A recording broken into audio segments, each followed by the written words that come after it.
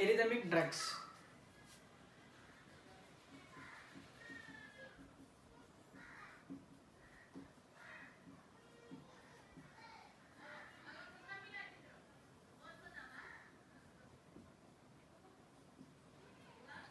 Our topic is anti-arrhythmic drugs. Before discussing about the anti-arrhythmic drugs, let us discuss about what is the definition of arrhythmics.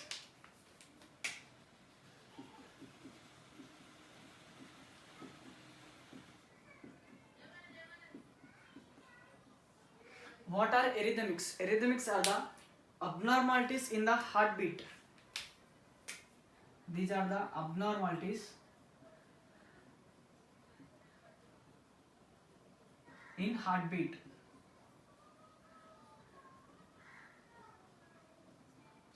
Abnormalities in the heartbeat results in the arrhythmias.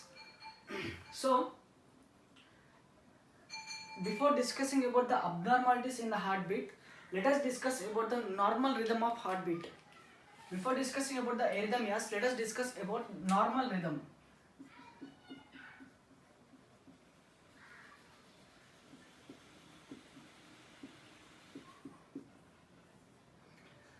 Let us discuss about the normal rhythm of our heart.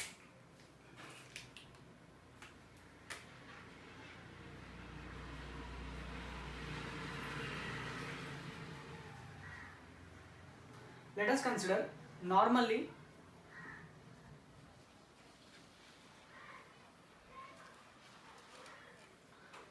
in our heart, the heartbeat is between 60 to 100 beats per minute. 60 to 100 beats per minute is the normal range of our heartbeat. So,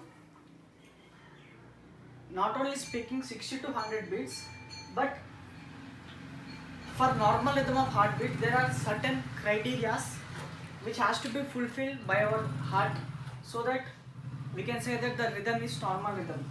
The first criteria, let us draw a heart here.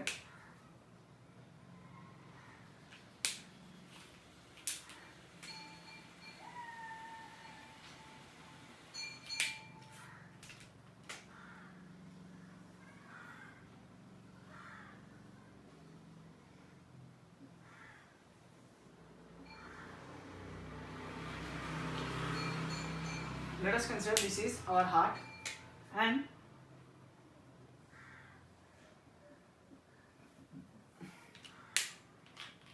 let us consider this is our heart. There are certain criteria which are existing in our body which determines the normal rhythm of our heart. The first criteria which is responsible for the normal rhythm of heart is the action potential which is generated should be from the SA node. Here, let us consider this is the SA node, and here it is the AV node. This is SA node and this is the AV node. Now, the first criteria which determines the normal rhythm of our heart is, the first criteria is the action potential which is generated in the heart should be SA node origin. Action potential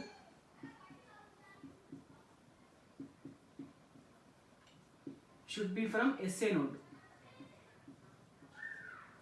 This is the first criteria which determines about the normal rhythm of our heart, that is the action potential which is generated in our heart should be of sinoatrial node origin. Now, this is the first criteria. There is second criteria, that is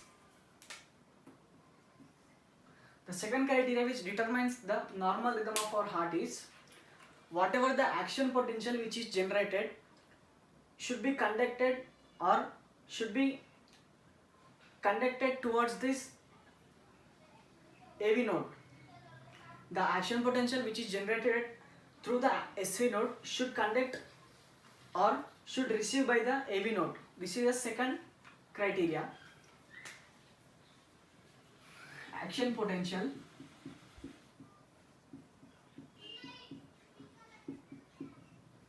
should receive by AV node.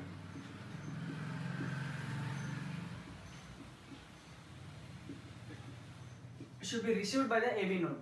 This is the second criteria which explains about the normal rhythm of our heart. Now there is another criteria. There is another criteria, that is the action potential which is generated in sinoatrial node should be passing, first it should pass through the wall of atria, then it should pass through the AV node, and it should pass through the bundle of His, and it should bifurcate through the Purkinje fibers. That means the third criteria is the action potential which is generated in our heart should be moved in correct pathway. That is, movement should be correct pathway.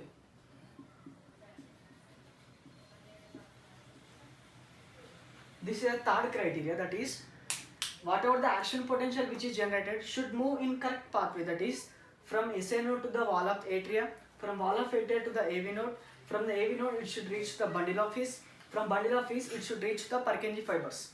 This is a third criteria. Now there is another criteria, last criteria,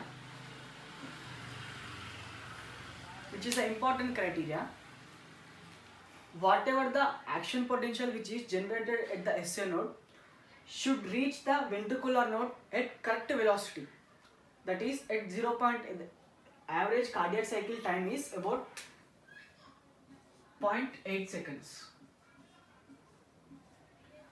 Whatever the action potential which is generated should be received by the ventricles at the time of 0.8 seconds.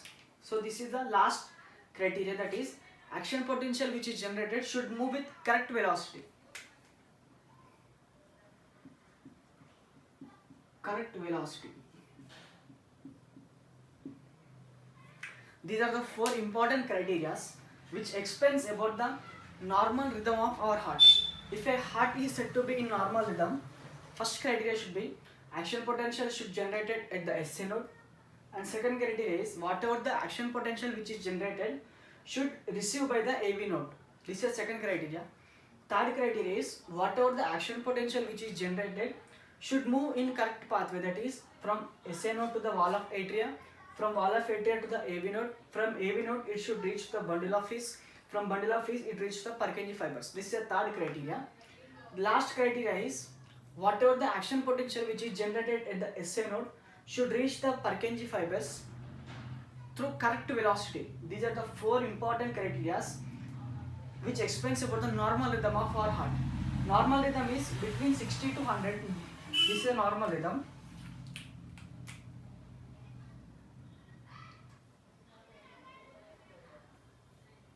(60 to 100 beats per minute) is a normal rhythm. Now, if because of any abnormalities in our heart, example like over exaggeration of 10th vagus nerve or overstimulation of sympathomimetic drugs, if the heartbeat is more than 100, then it results in condition called tachycardia. If because of less usage of preload or less usage of afterload, or by decreasing the resistance, if the heartbeat is less than 60 beats per minute, then it is called bradycardia. Now let us consider if the heartbeat is between 100 to 150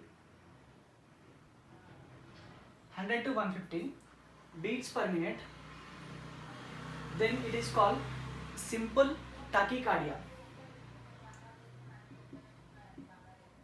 Simple tachycardia.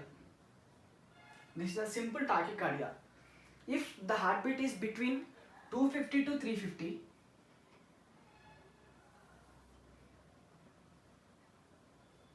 if it is between 250 to 350, then it is called severe tachycardia.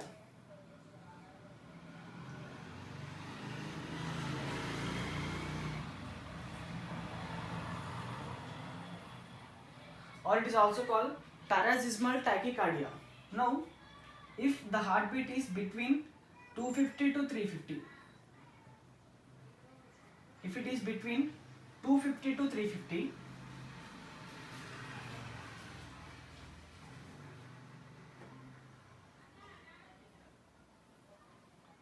if the heartbeat is between 250 350, it is called flutters.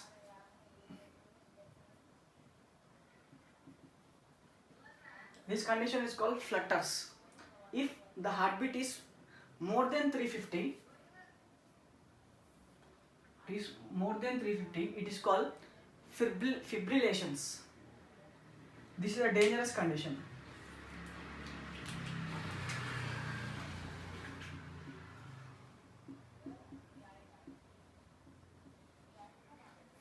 This is some classes of tachycardia, that is simple tachycardia, severe tachycardia. It is also called paroxysmal tachycardia or flutters and fibrillations. This is about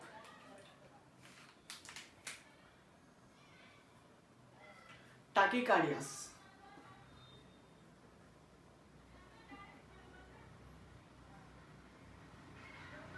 Now, if the heartbeat is below the 60, that is below 60 to 30 beats per minute, it is called simple or mild bradycardia. Mild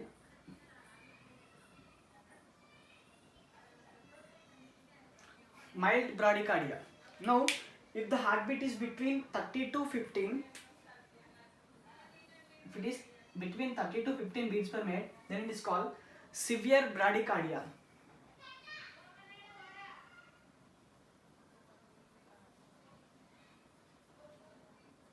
It is called severe bradycardia. Or else, if the heartbeat is less than 15 beats per minute, then it is called heart failure. It is heart failure. This is heart failure. These are some basic introductions about the normal rhythm of heart, and these are the abnormalities in the heart. Now, this condition is called, these three conditions is called bradycardias.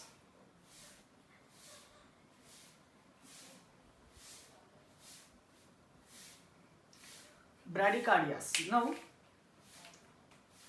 this is about some introduction part of normal rhythm of our heart.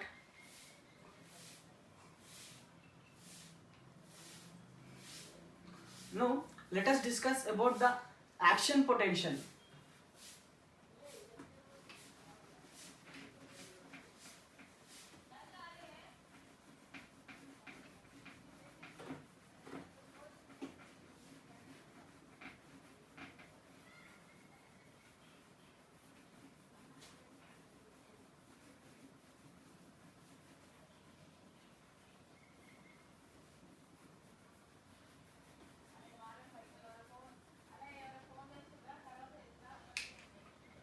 The topic is action potential.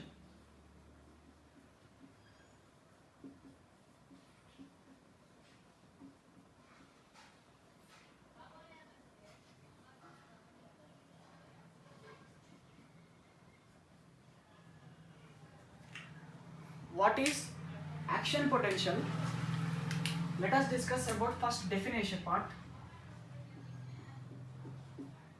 Definition of action potential is, it is the electrochemical fluctuations within the membrane of excitable cell membrane. It is electrochemical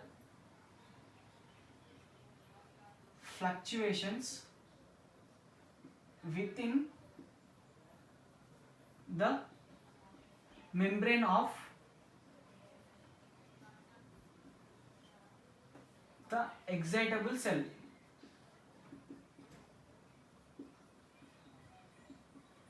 Here, what are the excitable cells means? One is myocardial cell,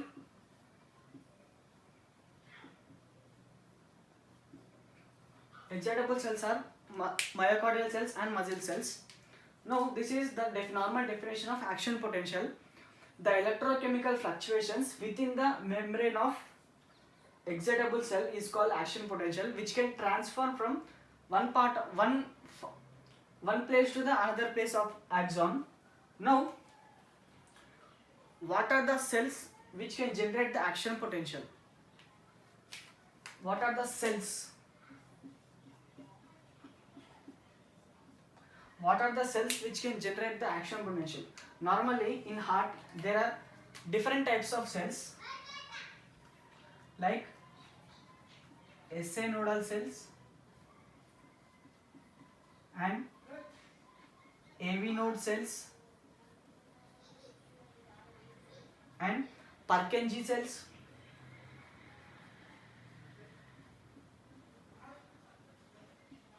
and the last one is myocardial cells.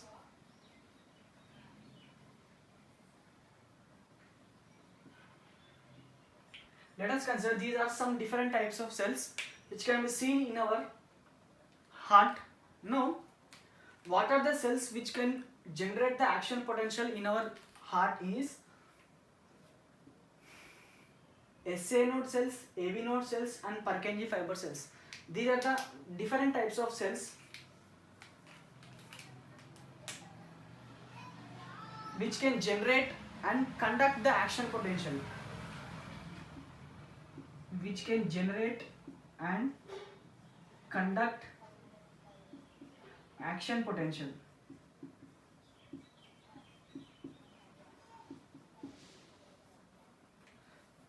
These SA nodal cells, AV nodal cells and Purkinje fiber cells can generate and conduct the action potential cells, whereas these myocardial cells do not generate the action potential.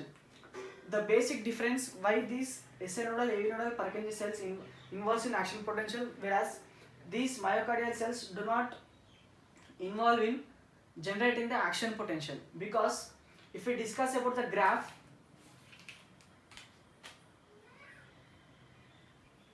let us consider the graph of SA nodal cells, AV nodal cells or Purkinje fiber cells. Here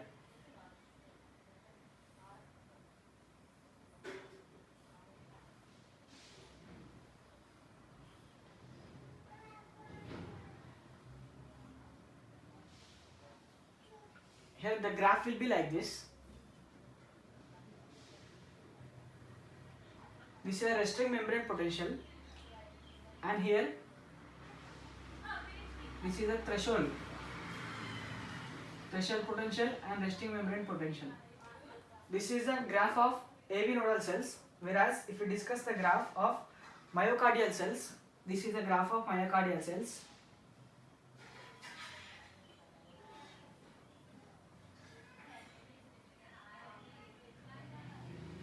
Here this is a resting membrane potential, and here this is a threshold potential.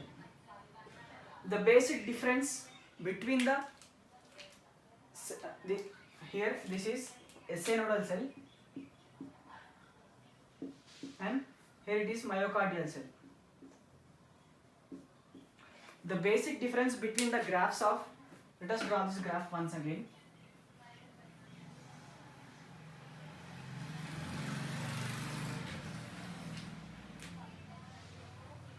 This is a resting membrane potential.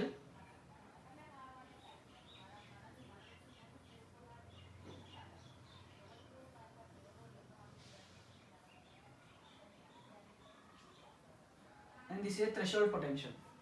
Now the basic difference between these two graphs is, whereas in SA nodal cells, the resting membrane potential can move towards the threshold potential. Whenever it is this resting membrane potential is moving towards the threshold potential, then there may be a chance of depolarization. Whenever it results in depolarization, after depolarization, it results in repolarization because of capacity of SA nodal cells to move from resting membrane potential to the threshold potential. They can conduct the action potential. Whereas these myocardial cells, if we discuss the graph here, this is a change which can be observed here. Here, resting membrane potential can move from resting membrane potential to the threshold potential, whereas here resting membrane potential cannot move from resting membrane potential to the threshold potential. Here they cannot move from this place to this place. So whenever there is they do not if they do not have capacity to move from resting membrane potential to the threshold potential, they cannot involve in depolarization. So they cannot they cannot conduct the action potential. So only SA nodal cells, AV nodal cells, Purkinje fiber cells involves in conduction and generation of action potentials. So if we discuss brief about action potential, let us discuss the action potential. What is action potential?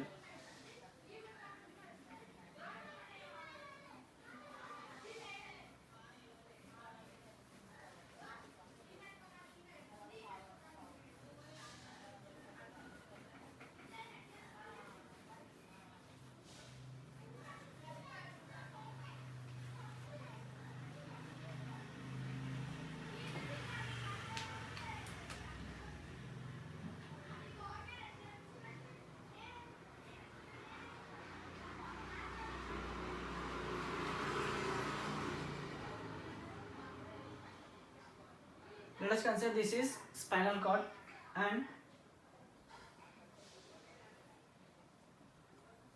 this is a neuron and this is the central process, and here this is the peripheral process.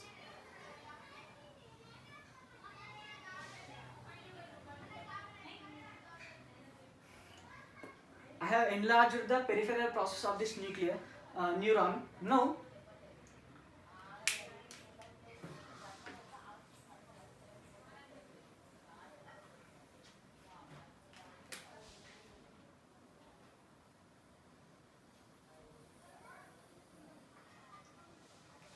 let us consider this is a neuron, and on every neuron there are special types of pumps.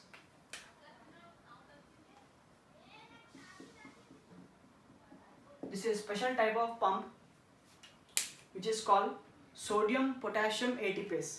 The function of this sodium potassium ATPase is it will remove the sodium ions outside, and it removes 3 sodium ions outside, and it allows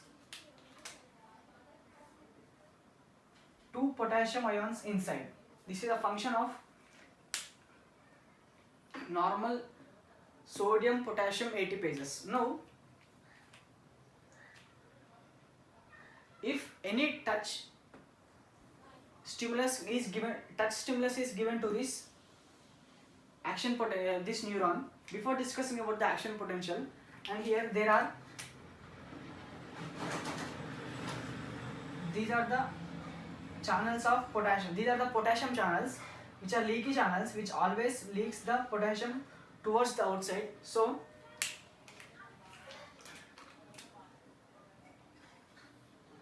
whenever the potassium is moving towards the outside, now there should be equilibrium of potassium inside the cell and outside the cell. Now let us consider this is potassium equilibrium. Potassium equilibrium, that is, let us consider it is minus 90 millivolts. That is potassium equilibrium inside the cell and comparing towards the outside the cell. Now there is resting membrane potential. This is resting membrane potential which is about minus 70. Let us consider it is minus 70 millivolts. Now if any touch is given to this neuron, there are touch sensitive sodium channels.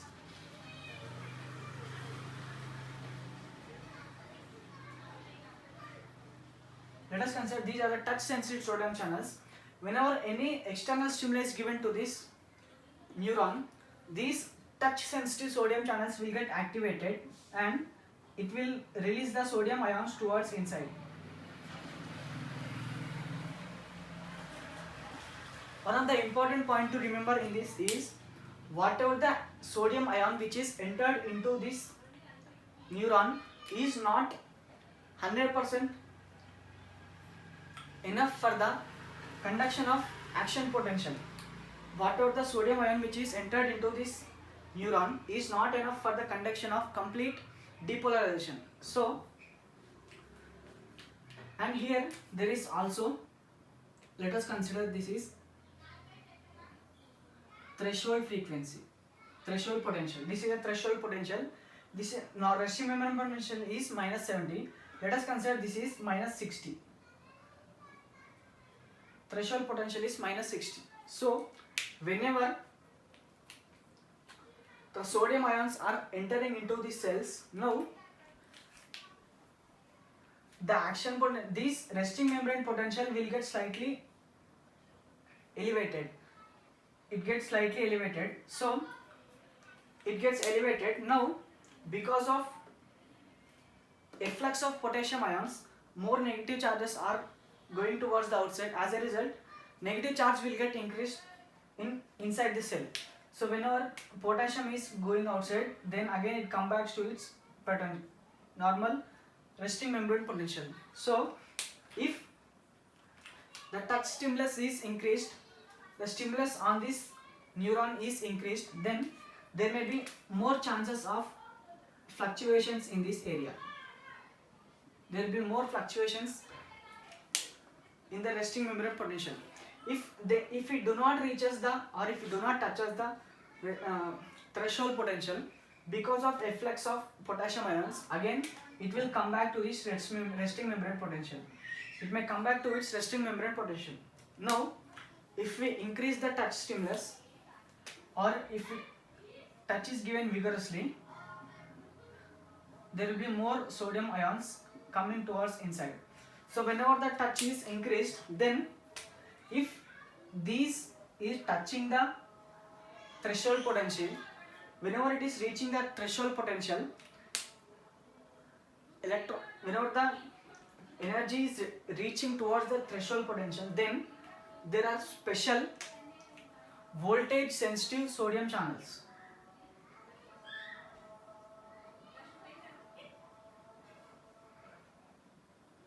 These are the voltage sensitive sodium channels. These are the voltage sensitive sodium channels. Now this voltage sensitive sodium channels consist of, let us consider, now this is voltage sensitive sodium channel, which consists of two gates. One is activation gate and other one is inactivation gate. Before discussing here, let us discuss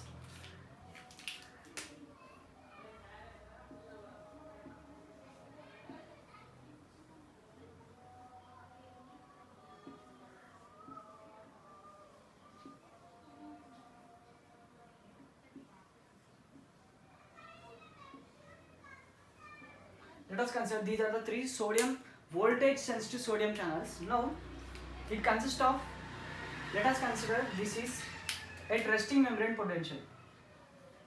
At resting membrane potential, there are two gates inside the, on surface of an outer domain and inner domain. Now the gate which is present at the outer domain of voltage sensitive sodium channel is at resting membrane potential will be closed. It will be closed. Whereas the gate which is present at the inner side will be open. It will be open.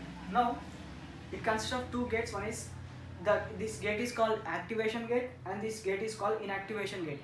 At this resting membrane potential, the activation gate will be closed, whereas inactivation gate will get open. Now whenever, if it is, let us consider this is about activation form. At the activated phase, then these activation gates will get opened,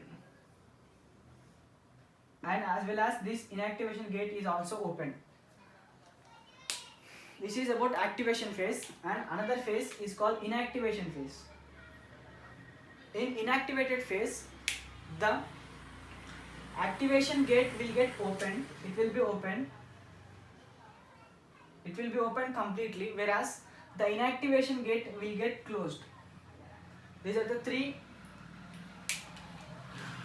conformational changes which can be taking place inside the voltage sensitive sodium channels at resting membrane potential, at activation phase and at inactivation phase. Now coming to here, whenever the action potential is reached the threshold potential, resting membrane potential reaches the threshold potential, then this voltage sensitive sodium channels will get activated, then sodium ions will get entered inside. Sodium ions will get entered inside. Now whenever the excessive amount of sodium ions will get entered inside, so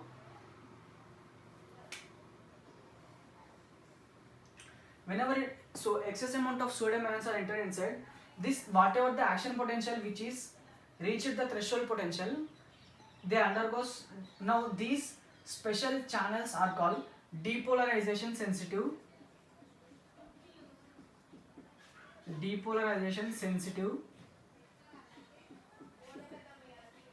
sodium channels. These special channels are called depolarization sensitive sodium channels. Whenever this resting membrane potential is raised up to threshold potential, these depolarization sensitive channels will get opened up.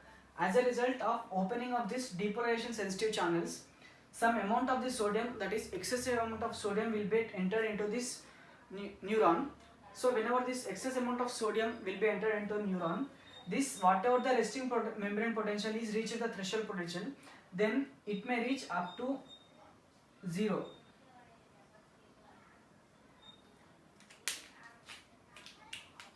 This is minus 60. Now let us consider this is 0. So whenever it is reaching the 0, or it may go up to beyond plus 10, whenever it is reaching the 0, now this condition is called depolarization. This phase is called depolarization phase, or it is also called 0 phase. Now whenever this action potential reaches the 0 or plus 10, then these voltage sensitive sodium channels will get closed. Whenever these voltage sensitive sodium channels are closed, then there are special channels.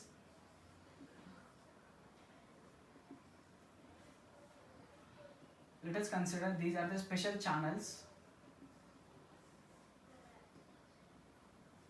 These special channels are called voltage sensitive potassium channels. Voltage sensitive potassium channels. Now whenever this action potential is reaches to the 0, then these voltage sensitive sodium channels will get closed. Whenever it is closing, then there will be automatically opening of these potassium channels. Whenever the potassium channels are open, the main function of these potassium channels is to remove to move the potassium ions from inside to the outside. So potassium ions will be moving towards outside. There will be negative charge will get increased. So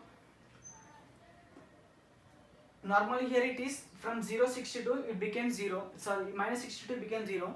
Whenever the potassium ions are moving outside, the positive concentration is decreasing, whereas negative concentration is increasing.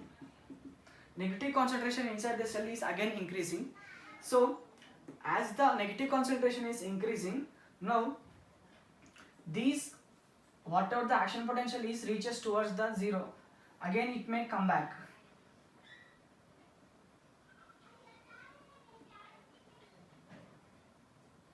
It may come back. Now this special phase is called repolarization phase.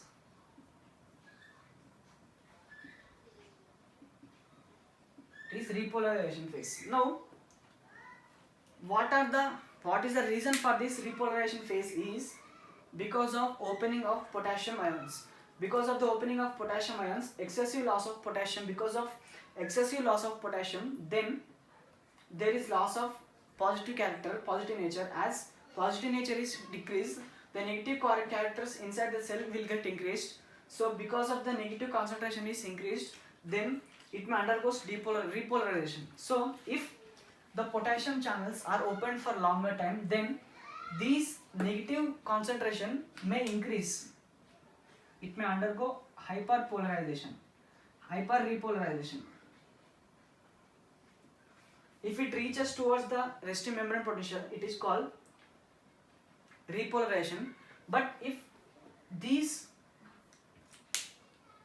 potassium channels, voltage sensitive potassium channels, are open for longer time, then if this repolarization is reaches towards the zero, then again if it is open for longer time, then whatever the repolarization which is happened, which is stopped at this zero, they may go beyond this resting membrane potential. That is, our resting membrane potential is minus 70, but it may go beyond that. That is, it may reach towards the potassium equilibrium. It may reach towards the minus 90. Now it may reach towards the minus 90. This is the action potential. This is a clear picture of action potential, which is this is a depolarization and this is a repolarization. And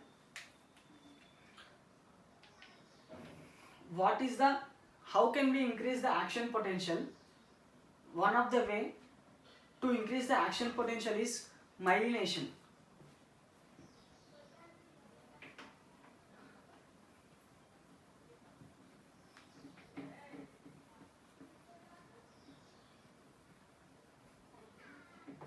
Let us consider two neurons.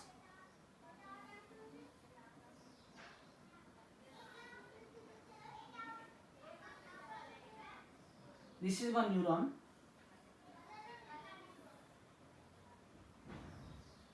and this is another neuron. One is having wide diameter and another one is having narrow diameter. Now, which type of neuron can conduct the action potential fastly means the neuron which is having larger diameter can transfer the action potential faster when compared to the neuron which is having narrow diameter. Now, how can we increase the action potential? That is,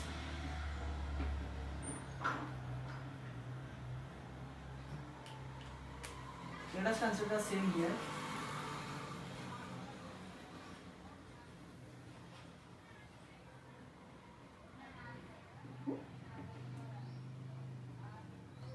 Now, let us consider this is one neuron. How can we increase the conductivity, that is conductivity of action potential? Means one of the way is myelination.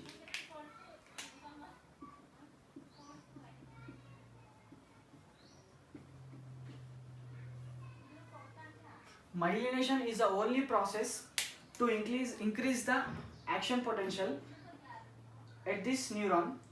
How myelination can be done means, there are special types of cells called Schwann cells. They will be twisted around the axon. This is the axon. They will be twisted around the axon.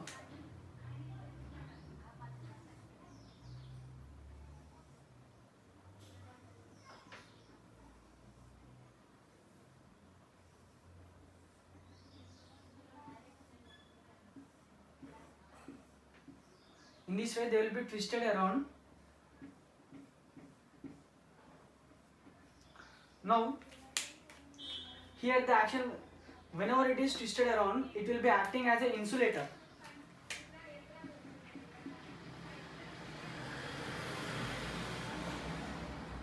It will be acting like an insulator so that they cannot conduct the action potential. The action potential can be conducted in this area and in this area. So the action potential which can be conducted in this area,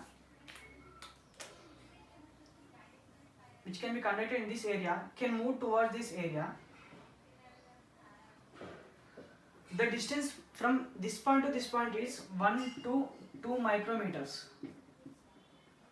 Now, here the voltage sensitive sodium channels can open and depolarization can take place. Here voltage sensitive sodium channels can open and depolarization takes place, but in this area depolarization cannot be taking place. In this way, the action potential can be jumped from this area to this area. and from this area to here, and from here to here. In this way, the action potential can be, the speed of action potential can be increased, and this is the action potential. Now let us discuss about mechanisms of arrhythmias. Because mechanism of arrhythmias.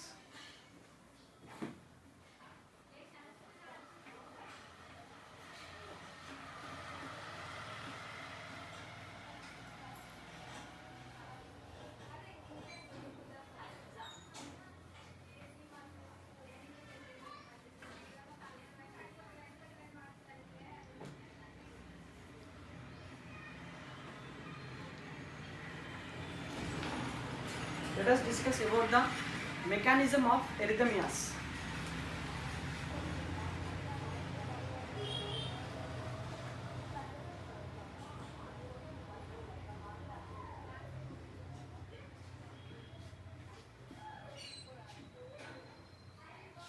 This mechanism of arrhythmias can be broadly classified under two categories. One is abnormalities in impulse generation.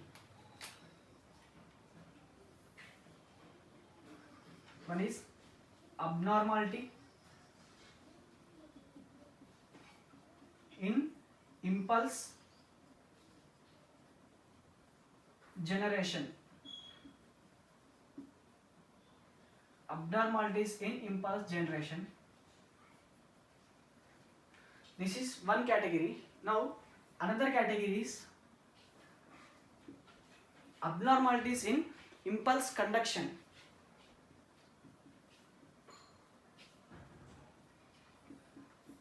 Abnormalities in impulse conduction.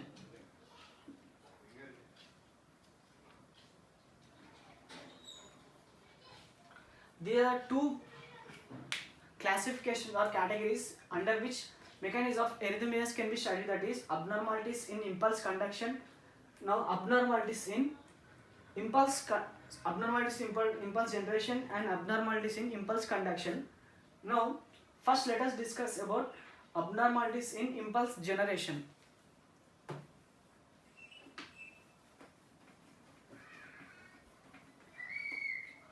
Let us discuss about abnormalities in impulse generation.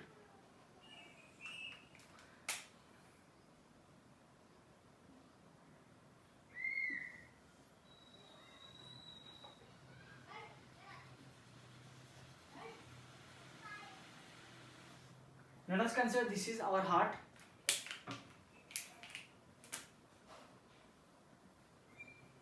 Now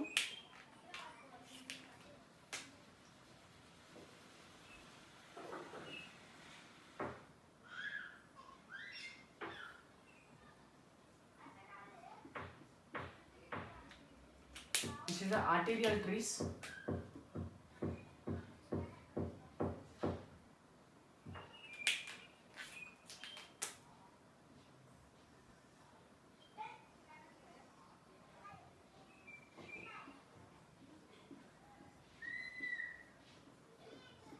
And these are the venules. Now first category is abnormalities in impulse generation. Now here this is the SA node. One of the important abnormalities in the impulse generation is, first one is the rate of automaticity.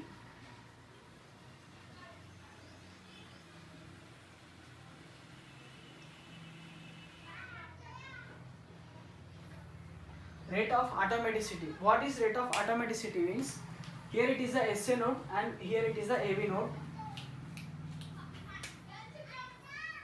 This is the AV node. Now because of over action of, now let us consider this is our central nervous system and this is the outflow of sympathetic outflow. They may activate the sympathetic fibers may activate the SA node. Because of this activation of SA node, there will be more stimulation of SA node. As a result, there will be more cardiac output and there will be more stroke volume and heartbeat will get increased. Then it results if rate of first in rate of automaticity. First criteria, if sympathetic outflow, if the sympathetic outflow is increased, it may stimulate the SA node, then it results in condition called tachycardias.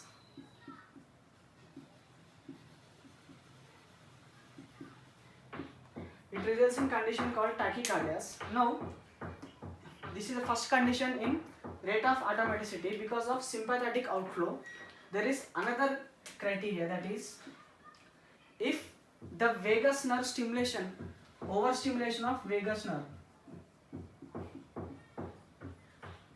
overstimulation of vagus nerve, overstimulation of vagus nerve, it will inhibit the SA node. Now it results in condition called bradycardia.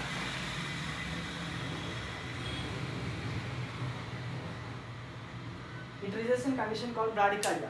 These are the two conditions which can be studied under rate of automaticity, that is tachycardia and bradycardia. This is the first category which can be studied under abnormalities in impulse generation. Now the second category is triggered automaticity.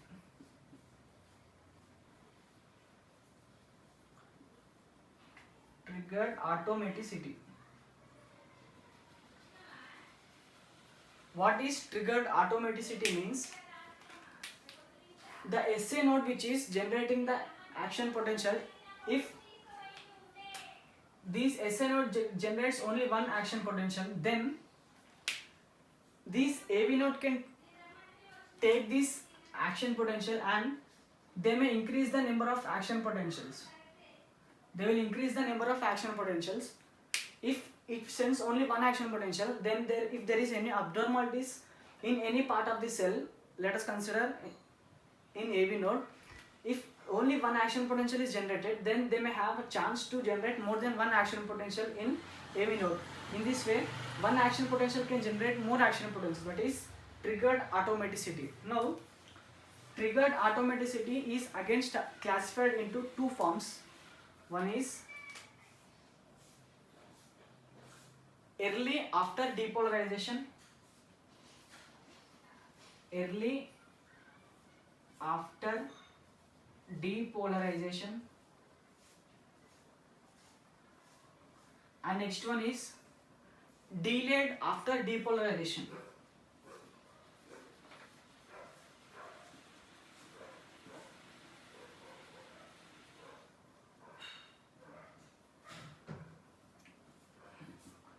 There are two categories which can be studied under triggered automaticity. This is called EAD and this is called DAD, ADS and DADS. Now, what are the conditions which results in early after depolarizations and delayed after depolarizations? Now, let us discuss the causes for early after depolarizations and delayed after depolarizations. Now, this is resting membrane potential.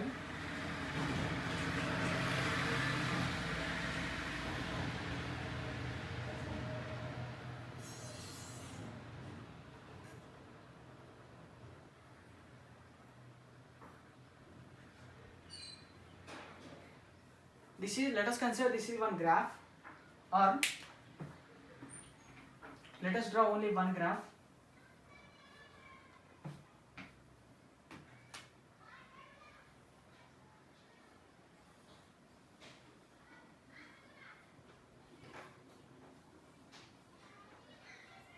Let us consider this is one graph of myocardial cell. Now, this is depolarization and it is repolarization and it is depolarization and it is repolarization. Now, what is early after repolarization means whenever this depolarization is coming towards the repolarization because of opening of potassium ions, before it is reaching this complete repolarization, then there may be a chance of conduction of one more action potential.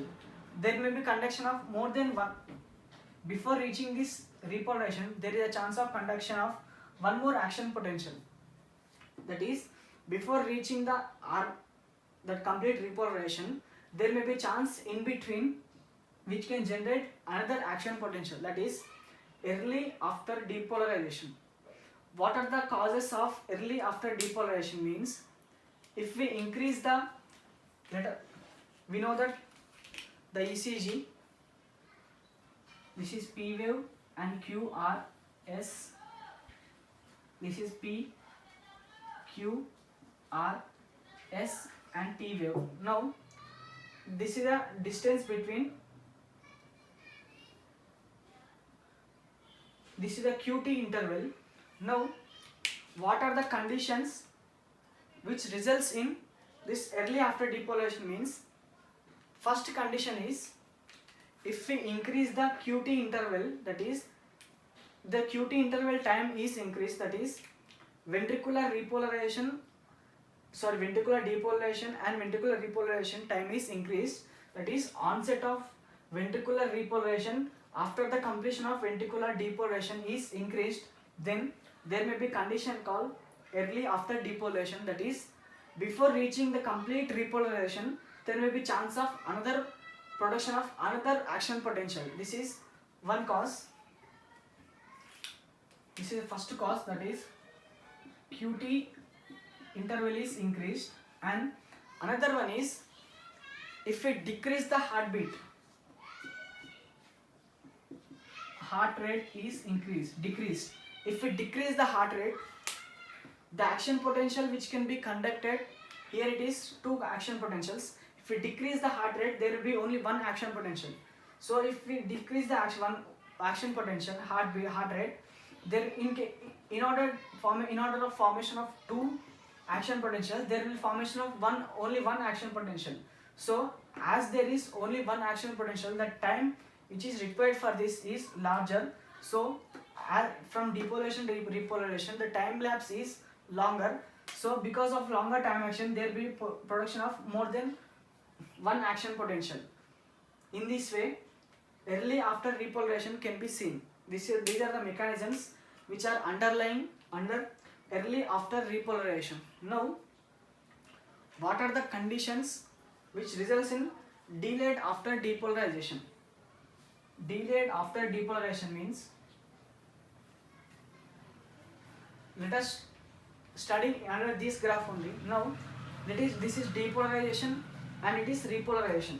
Below this, there is potassium equilibrium. This is potassium equilibrium, which is maintaining equilibrium inside the neuron and outside the neuron. Now, because of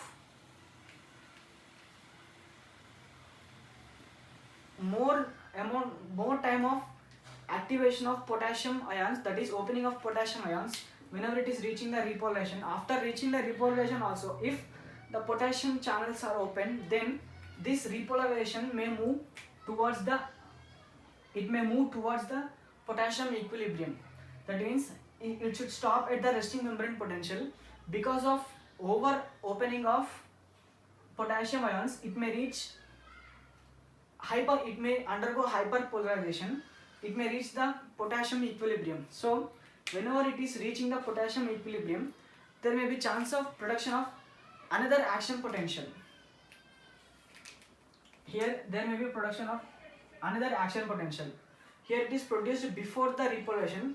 Here it is produced after the repolarization. So it is delayed after depolarization, which is formed after the complete repolarization, which is starting at the hyperpolarization. This is delayed after depolarization.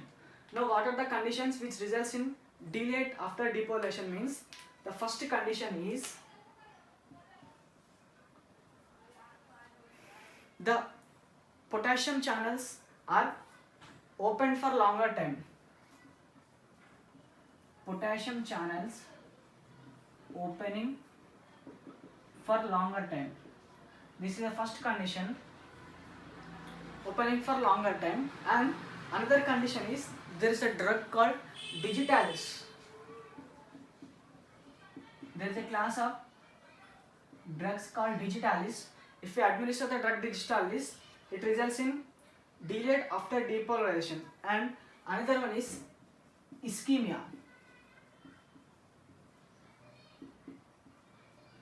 Another one is ischemia. These are the conditions, these are the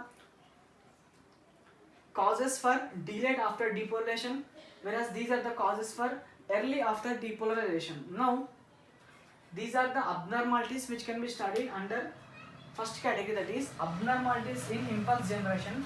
First one is rate of automaticity, which can be increased by, which can be studied under two categories. One is tachycardia and bradycardia. Tachycardia is because of overstimulation of sympathetic outflow, whereas bradycardia is because of overstimulation of vagus nerve.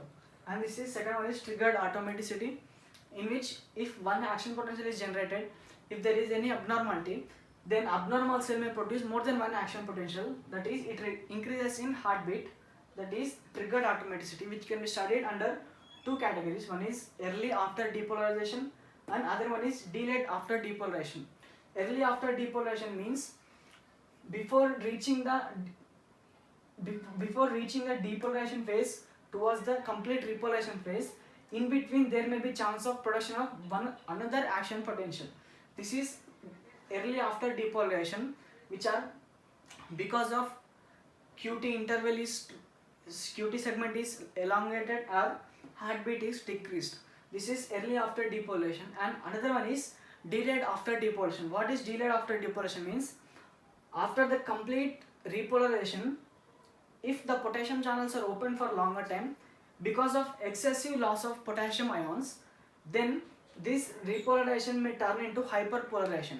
Whenever it turns into hyperpolarization, there may be chance of production of one more action potential before generating the depolarization.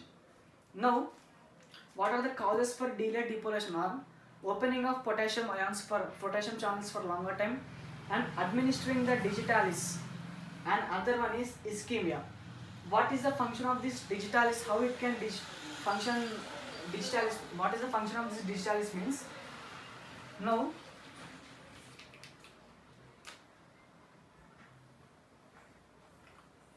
let us consider this is one cell, and here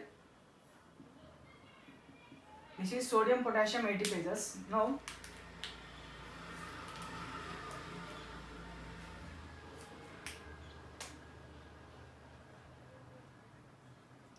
it is sodium channel. Whenever the sodium is moving towards the inside, it will done its formalities and it should be eliminated towards the outside. Now, if the digitalis is given, it will block the sodium potassium ATPases. It will block the sodium potassium ATPases. So, by blocking the sodium potassium ATPases, there is another transporter, that is sodium calcium transporter. Sodium calcium transporter. Because of this presence of these sodium calcium transporters, now in order to move from this area from sodium to sodium potassium ATPase, it will move towards this and it will reach us towards the outside. So there is a time lapse.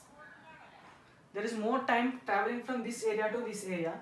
In order to travel from longer distance, there is more overproduction of early after depolarization. That is, another action potential can be generated. These are certain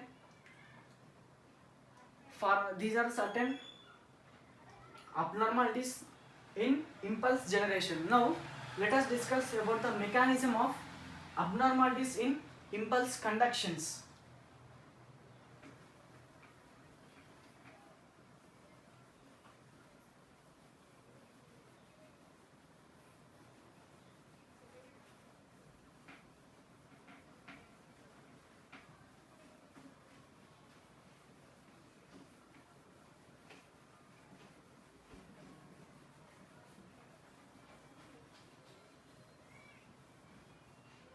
Now let us discuss about abnormalities in impulse conductions.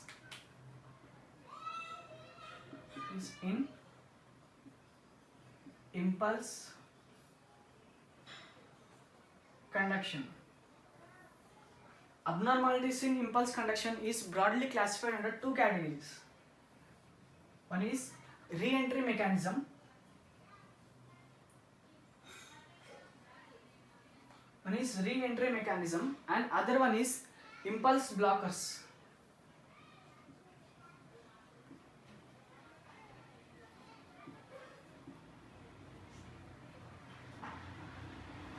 These are two categories which can be studied under abnormalities in impulse conductions. Now, this re-entry mechanism is again classified under two categories. One is anatomically defined,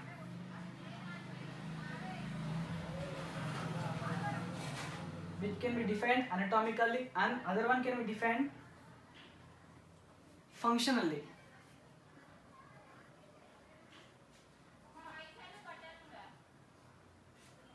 The two categories under re-entry mechanism. One is anatomically defined and other one is functionally defined. Now,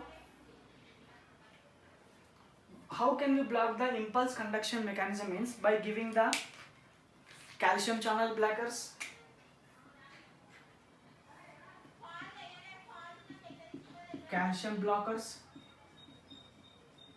or beta blockers,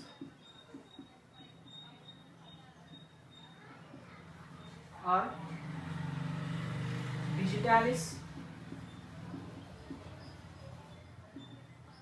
or adenosine. These are the certain group of drugs which can block the impulse conductions. One is calcium blockers and beta blockers, digitalis and adenosine. Now, this is easy part. Now coming to this anatomically defined re-entry and functionally defined re-entry. First let us discuss about anatomically defined re-entry mechanism. Let us consider our heart.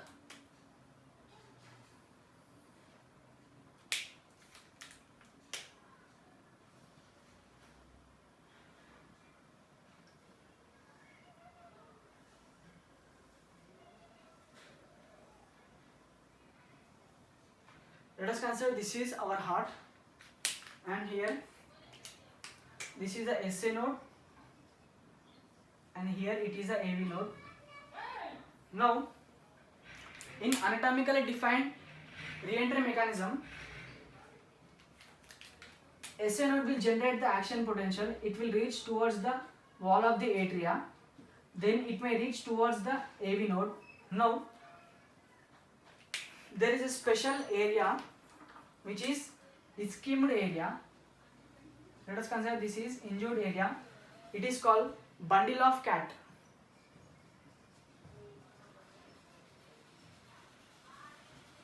Which is called bundle of cat. Now, these impulse which is moving towards the AV node will move towards this bundle of cat, and this AV node will generate action potential, or again this bundle of cat will also generate the action potential. Now, the action potential which is transferred from AV node will be coming at this area. Let us consider it is coming at this area. Now, whereas this action potential which is generated in this bundle of cat is coming towards this area. Now, it will collapse at this area. It will be cancelled at this area. Now, there will be no conduction of action potential in this anatomically defined re-entry mechanism. The best example for this anatomically defined is Wolff-Parkinson-White syndrome, WPWS. Wolff-Parkinson-White syndrome is the example for anatomically defined re-entry mechanism. Functionally defined re-entry mechanism is examples are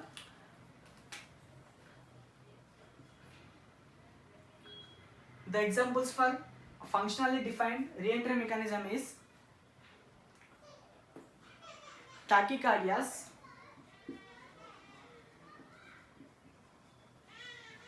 in tachycardias, specially speaking, fibrillations,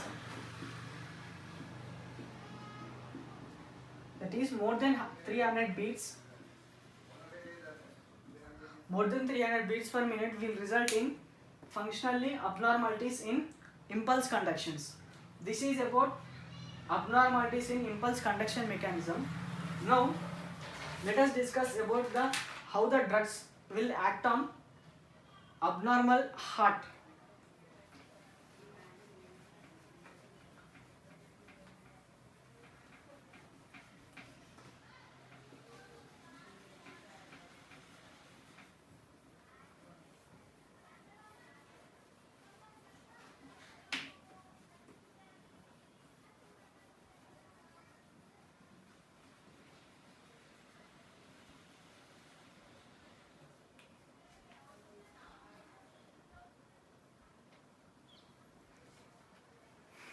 Now let us discuss about mechanism of antiarrhythmias.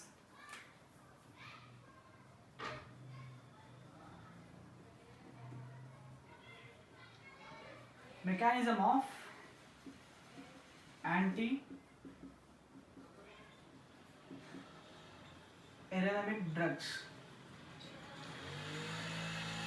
The topic is mechanism of anti-arrhythmic drugs. Before discussing about the mechanism of anti-arrhythmic drugs, let us discuss again the classification, that is what are anti-arrhythmias. So what is arrhythmias? Now arrhythmias are classified under two categories. One is abnormal in impulse conduction, abnormal in impulse generation, while the other one is abnormalities in impulse conductions. Abnormality in impulse conduction. These are the two categories which can be studied under arrhythmias. One is abnormalities in impulse generation and other one is abnormalities in impulse conduction. Now in abnormalities in impulse generation, we can again study under two categories. One is rate of automaticity.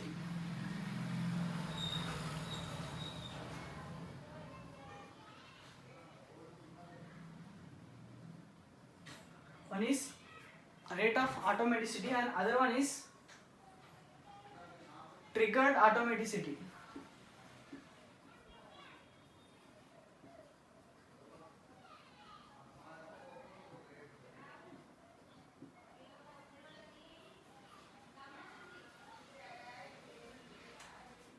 One is rate of automaticity and another one is triggered automaticity.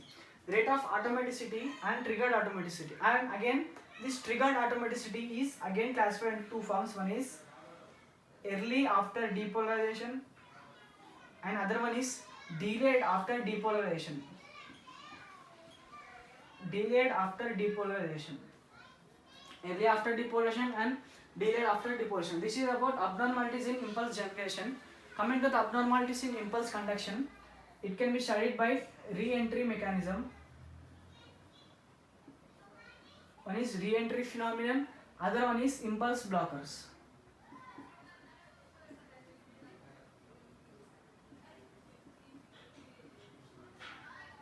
There are two classes of abnormalities in impulse conductions. Impulse blockers can be given as like calcium blockers or beta blockers or adenosine or digitalis, class of digitalis. Now this re-entry mechanism, it also includes calcium blockers and beta blockers, and it also includes digitalis. Now what is the important function of this mechanism of antiarrhythmic drugs is, let us discuss important mechanism of antiarrhythmic drugs.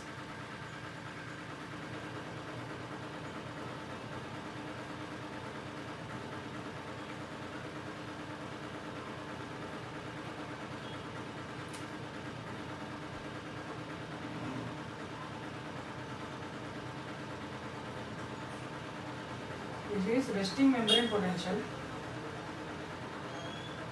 and this is threshold potential. Resting membrane potential and threshold potential. Now, if we discuss the action potential,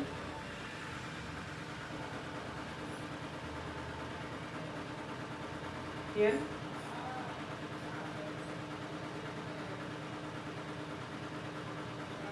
is depolarization,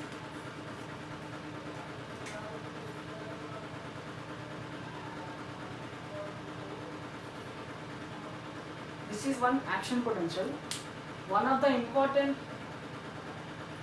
functions of mechanism of antiarrhythmic drugs is, first one is, it should increase the resting membrane potential. Resting membrane potential should be increased, that is, normally it is -70, it should be increased. And the next mechanism is the threshold potential should be decreased.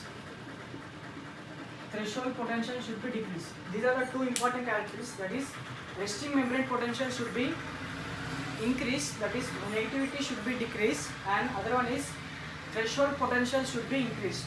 So threshold potential should be decreased, and another mechanism of this is the resistance should be decreased, that is slope. Here the slope should be decreased. These are the three important mechanisms which are underlying in the antiarrhythmic drugs, that is, resting membrane potential should be increased, that is, negativity should be decreased, and threshold potential should be decreased, that is, here the threshold potential is, let us consider -60, it should be decreased to -65. Here it is resting membrane potential is -70, and it should be decreased to, this threshold potential should decrease to -65. And next one is the slope should be decreased. The slope should be like this. Slope should be decreased. So these are the important functions of mechanism, important function of antiarrhythmic drugs. There are special class of drugs, like first one is sodium blockers, and second one is calcium blockers, like Verapamil.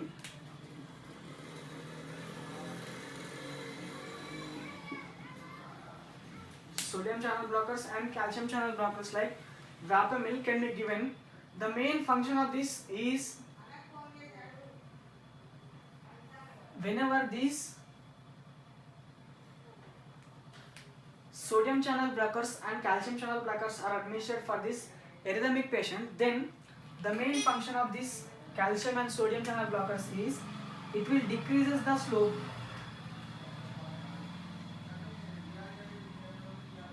It will decreases the slope. Then after decreasing the slope, depolarization will be decreased and the heart repolarization will be decreased. In this way the heart rate will get decreased. In this way sodium channel blockers and calcium channel blockers are useful. And other one is, we have discussed about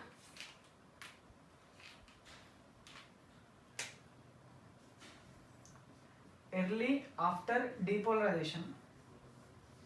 There are special drugs like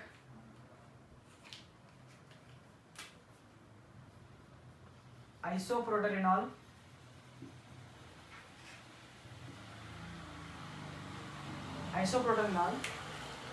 it will decreases the time of the when isoproterenol drug is given, then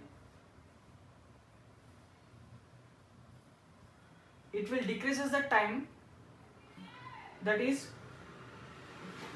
this is QT interval, it will decrease the QT interval time. Whenever the QT interval time is decreased, the repolarization can be taking place at higher velocity, so that whenever it is reaching from depolarization to repolarization, there will be no chance of production of another action potential. In this way, isoproterenol is used for early after depolarization. And there is another class of disease, that is delayed after depolarization. Delayed after depolarization. Delayed after depolarization, that is one class of drug, that is calcium channel blockers. Person who is suffering from delayed after depolarization, the calcium channel blockers can be given, so that it will decreases the slope and it will decreases the threshold potential. Threshold potential will get decreased. And another class of drugs like sodium channel blockers can be given. Sodium channel blockers can be given to this patient who is suffering from delayed after depolarization. So in this way, the sodium channel blockers and calcium channel blockers and beta blockers and digitalis and adenosine, they are a special class of drugs which are helpful in arrhythmias. So this is a mechanism which is underlying in anti-arrhythmic drugs. One is to increase the resting membrane potential, that is resting membrane potential is -70. If we increase the resting membrane potential, that is negativity will get decreased from -70, it may goes to -60, -50, -40 like that. And second mechanism is threshold potential should be decreased. Here the threshold potential is -60. It should come near to the resting membrane potential. It will bring towards the resting membrane potential. That is the second mechanism. And the third mechanism is the slope of this. Now this is a slope. The slope should be decreased. Whenever its slope is decreased, then the action potential will be becoming easier and the heart rates will be decreased. And what class of drugs are administered for this anti-arrhythmic patients are sodium channel blockers can be administered and calcium channel blockers can be administered, and like verapamil, which will decrease the resting membrane, which will increase the resting membrane potential and will decrease the threshold potential and will decrease the slope and will decreases the heart rate. And for early after depolarization, there is isoproterenol is the drug which can be administered. The use of this isoproterenol is it will decreases the QT interval. One of the main cause of this early after depolarization is increase in the QT interval and decrease in the heartbeat is the important causes for early after depolarization. Whenever the isoproterenol drug is administered for this early after depolarization, it will decrease the QT interval. Whenever the QT interval is decreased, time is decreased, then depolarization will achieve the repolarization at lower time. So there will be no chance of production of another action potential. In this way, isoproterenol can be given to this early after depolarization. And the person who is suffering from delayed after depolarization, calcium channel blockers like verapamil can be given, so that it will decreases the threshold potential and will increases the resting membrane potential. That is, it will increases the it will decreases the negativity and positive character will get increased, and it will decrease the slope. Here the slope will get decreased, and ultimately there will be overproduction. There will be heart rate will get decreased, and the anti-arrhythmic patients may convert into normal person. So this is the mechanism which can be studied under arrhythmic drugs, anti-arrhythmic drugs.